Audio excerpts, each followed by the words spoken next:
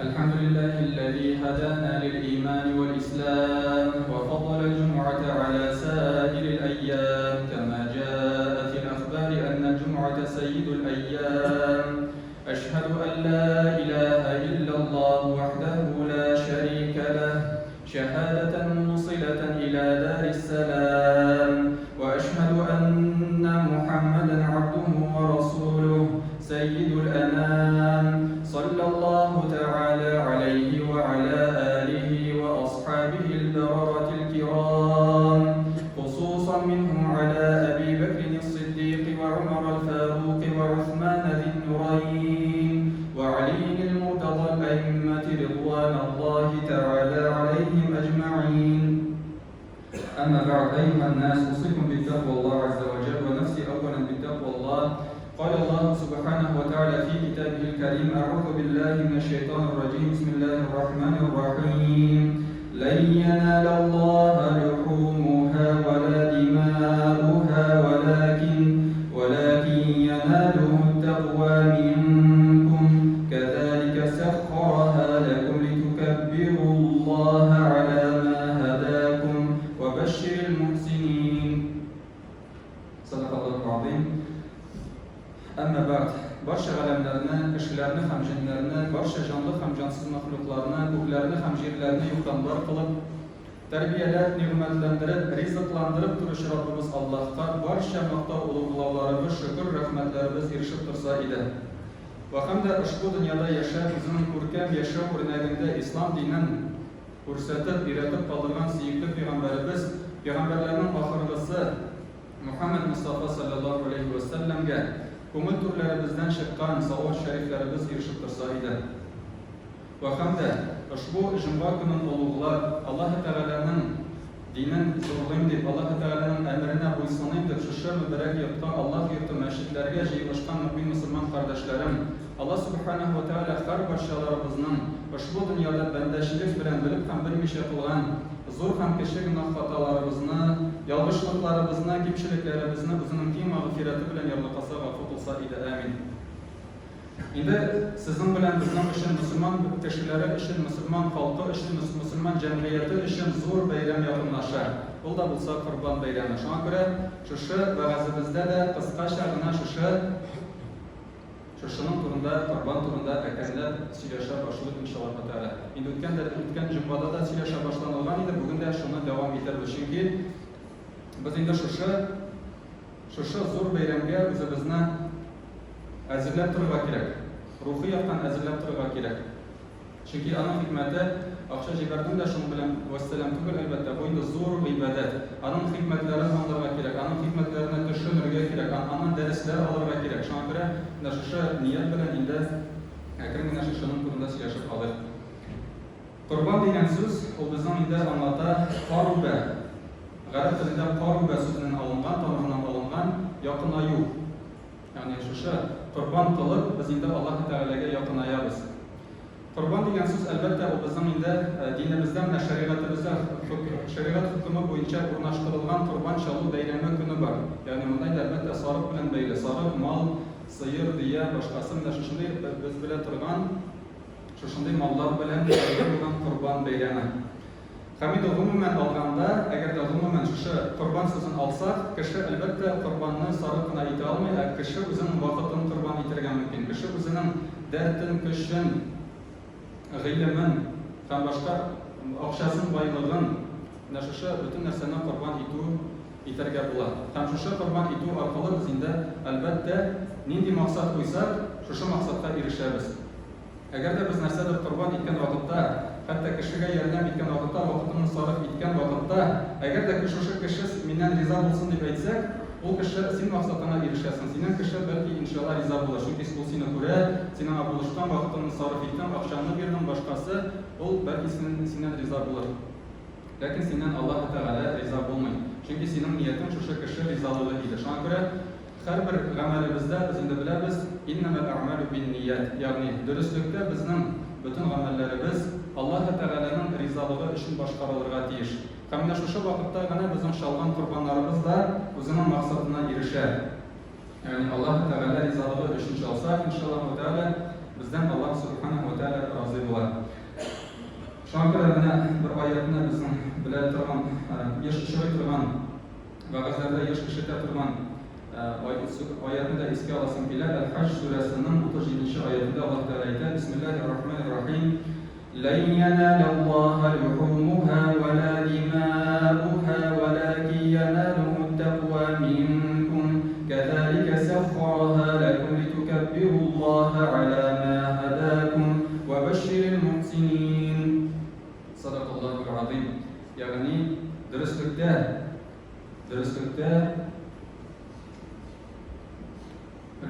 la yenal Allah luhumuha, yani dürüstlükte anın iti de ولا دماؤها هم قاندا الله تعالى يرشمي ولكن يناله التقوى منكم. لكن sizin takvalığınız bana Allah Teala'ya erişer. Yani şu takvalık arkalı biz Allah Teala rizalığı için çalgan kurbanımız, mene şu amelimiz, şu niyetimiz Allah Teala'ya şansına erişer. Eğer de bu bizden dürüst olsa, niyetimiz dürüst olsa. Şankıra bizim indi anın hikmeti de ola olsa mene şu takvalığımız.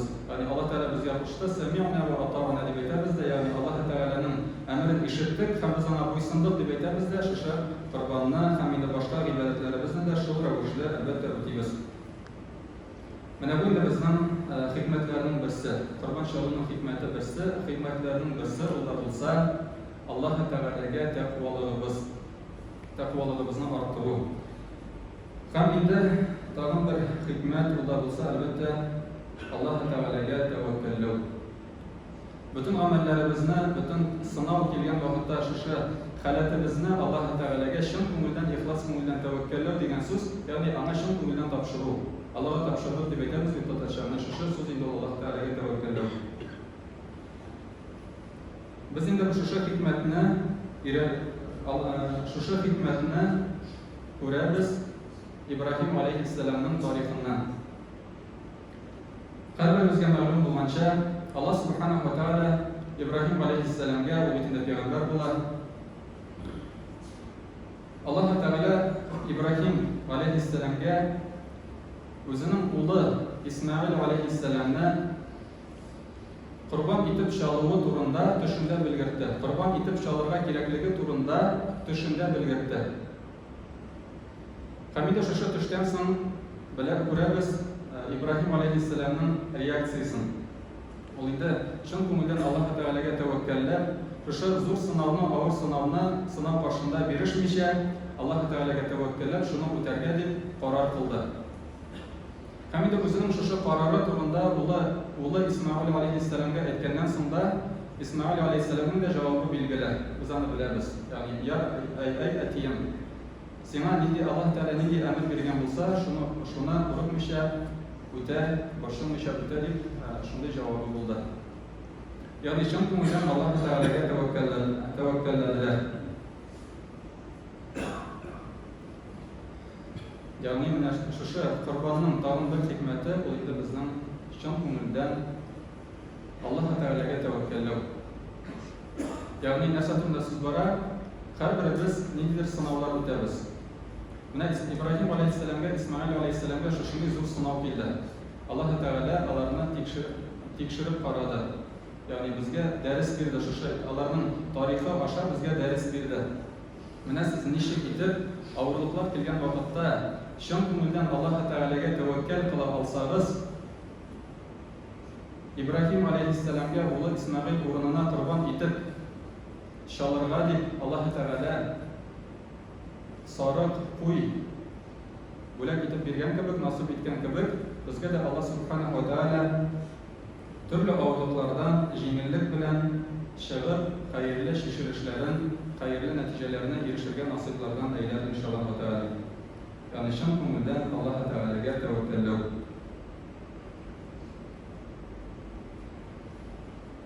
Hamida mana shu qurbon shalg'an vaqtda shon ko'nglimizdan Allah Teala'ga tavakkallab, Allah Teala'ning amriga bo'ysunib, Allah Teala bergan rizq bilan bo'lishuv niyatimiz bilan shu amal bilan biz endi o'zimizning nafsimizni da tarbiyalaymiz. Ya'ni Allah Teala bergan rizq bilan boshqalar bilan da bo'lishamiz. Shunga ko'ra mana shu zo'r bayramni dürüst itib, kimçiliksiz itib, şu zor gıybadetimizni qurban şalu gıybadetin kimçiliksiz rəvişdə şalırğa, başqarırğa, şən ko'nglimizdan bari Allah Teala'ga gina tavakkallab yasharga, Allah Teala'nın suyukli bandaları jumlasidan bo'lurga, Allah Teala har başalarımızga da nasiplardan eylese ile amin. بارك الله لنا ولكم في القرآن العظيم ونفعنا وإياكم بالآيات والذكر الحكيم إنه هو الغفور الرحيم الجواد الكريم العلي العظيم السميع الدعاء.